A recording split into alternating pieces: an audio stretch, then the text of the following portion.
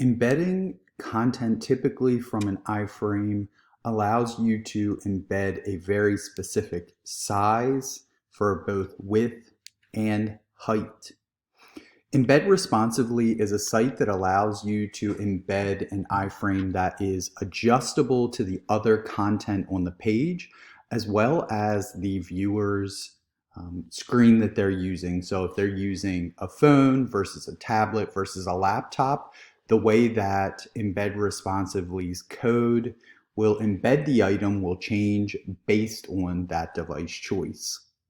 So I have a generic iframe that I've gotten from Edpuzzle this time. I go to generic iframe on embedresponsively.com, click that tab.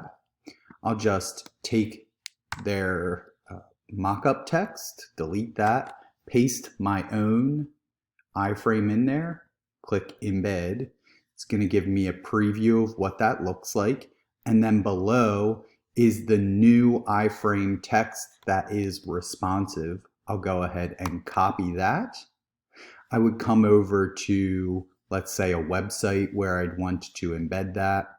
Go ahead and paste that where my HTML code would go.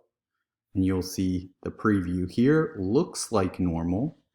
But now when a viewer changes their device that they're using, this embed will adjust to the size of the device and they won't have to forever scroll right, left, up, and down.